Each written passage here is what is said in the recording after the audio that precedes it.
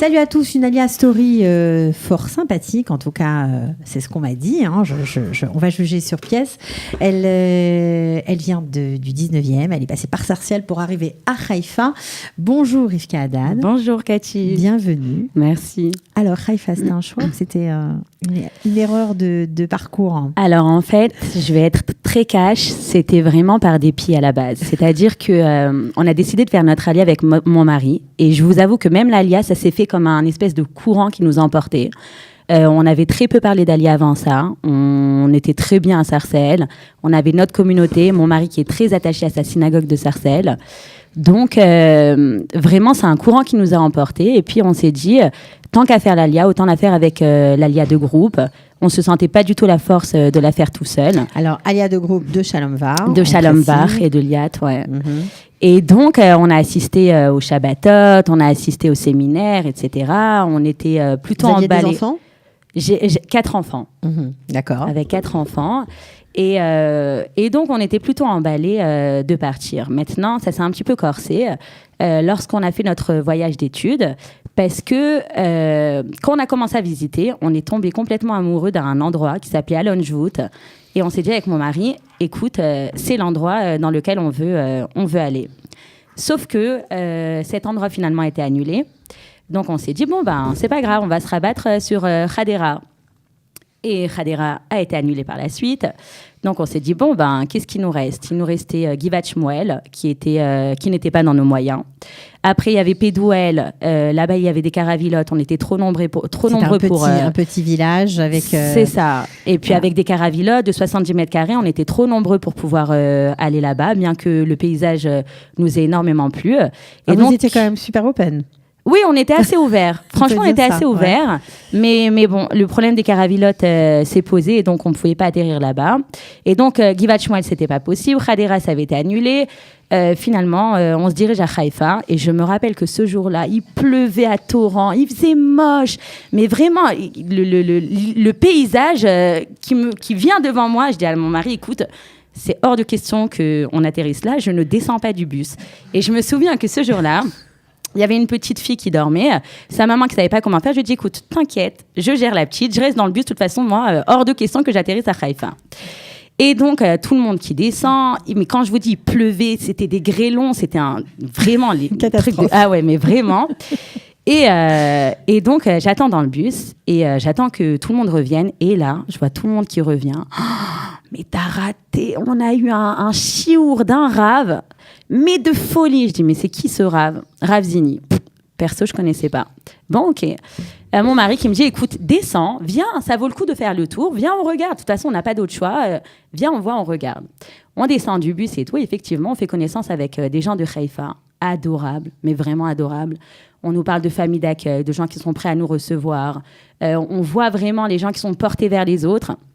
Et je dis à mon mari, sympathique. Bon, l'endroit perso ne m'avait pas vraiment plu, surtout avec ce temps-là. Mais les gens, certes, oui, sympathiques. Bon, on finit le voyage d'études. Mon mari me dit, écoute, on n'a pas le choix, regarde.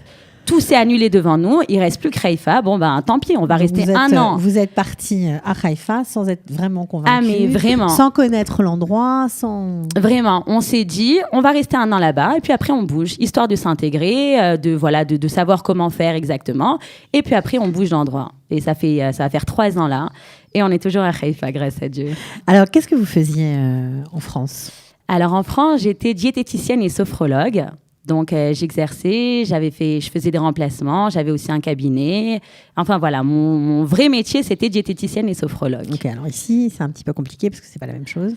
Complètement. Ici, je n'y avais même pas pensé. D'ailleurs, j'ai tout fait sauf ça à la base. C'est-à-dire que je suis venue... Qu'est-ce que vous avez fait ? Alors, quand je suis arrivée en Israël, j'ai commencé l'Ulpan. Et c'est vrai que grâce à Dieu, j'avais plutôt un bon niveau en hébreu. Je m'ennuyais un peu en Ulpan. Et j'avais demandé à ma coordinatrice, Katie... Je lui avais dit, écoute, Katie, trouve-moi un job parce que je n'en peux plus de rester dans cette Ulpan. J'ai besoin de bouger, de faire autre chose. Et donc, elle m'avait proposé d'être ce qu'on appelle coordinatrice socio-culturelle, qui était un job juste génial. Je me suis éclatée. Au sein de la mairie Traifa? Alors, c'était au sein du Misrad Haroutz, du ministère des Affaires étrangères. En fait, ce qui se passe, c'est que chaque année, chaque pays doit donner un budget en faveur des pays en voie de développement. Soit il le donne sous forme d'argent, soit on le donne sous forme d'enseignement. Et donc, il y avait à l'Institut Golda Meir, il s'appelle...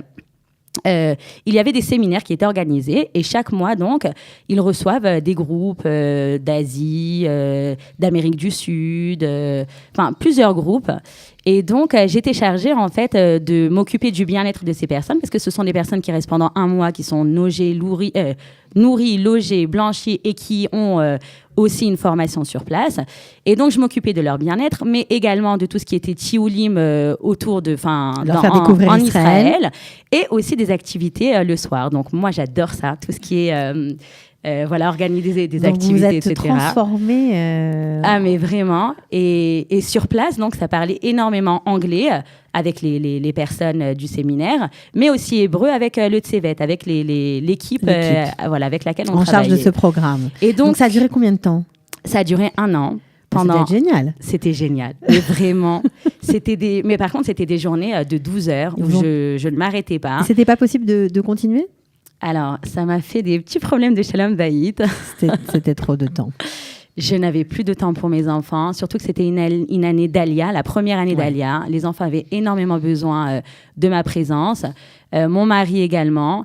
Et même moi, je sentais que je n'arrivais plus à trouver mes limites, c'est-à-dire que j'investissais énormément dans ce travail et je prenais moins de temps pour mes enfants, pour ma maison. Et donc, à la fin, je me suis rendu compte que sur le long terme, c'était pas possible et que du coup, il fallait que je fasse un choix. Donc, j'ai demandé une possibilité de le faire à mi-temps, mais le mi-temps, ça restait le soir, ça restait trop compliqué. J'ai des enfants en bas âge. Et donc, il fallait faire un choix pour une meilleure intégration et vous l'avez fait. Et voilà. Un peu dur, mais... Non, mais je ne regrette rien du tout. Franchement, hein. de chaque circonstance, de chaque job que j'ai eu, chaque chose qui m'est arrivée, j'ai appris énormément et ça m'a permis de grandir un peu plus et de passer à autre chose. Donc, alors, qu'est-ce que vous avez fait après? Donc, j'ai fini cette année. Après, j'ai toujours aimé tout ce qui était mode, vêtements, etc. J'ai dit, tiens, pourquoi ne pas me lancer dans la vente de fringues? Donc, j'ai fait ça. Je m'amusais à faire des allers-retours entre la France et Israël.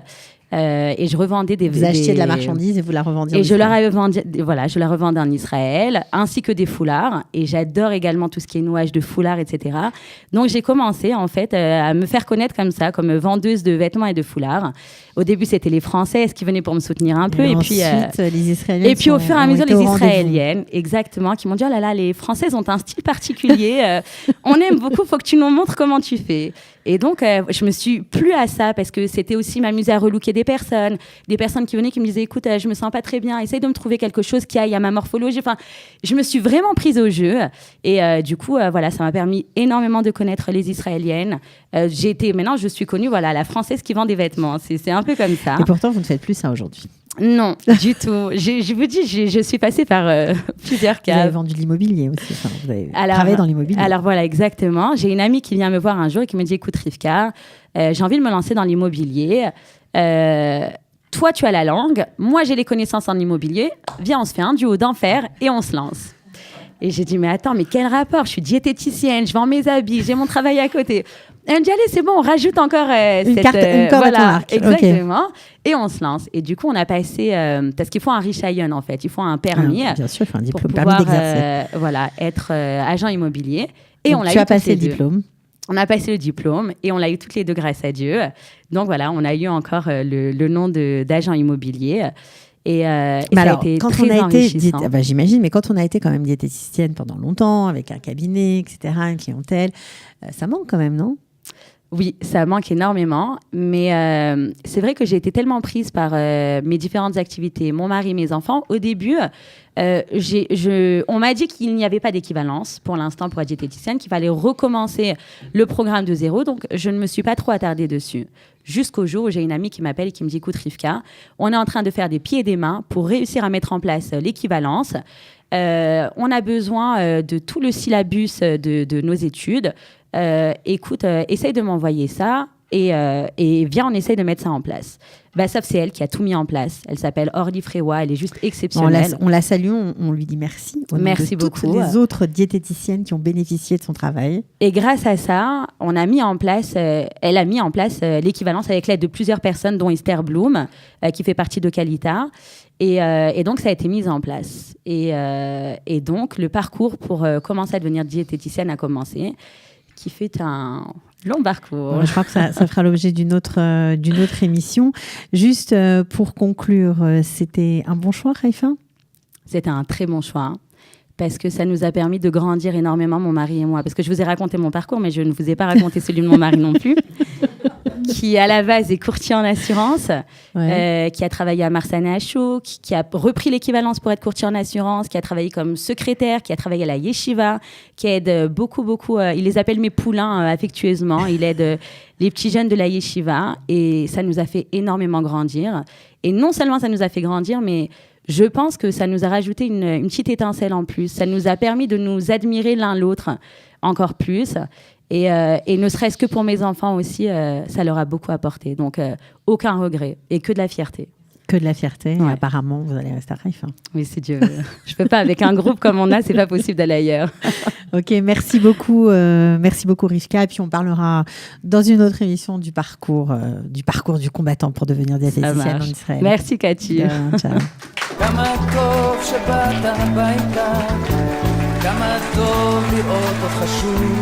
Ils ont relevé le défi de l'Alia. Studio Qualita vous raconte leur histoire. Alia Story, c'est vous, c'est nous.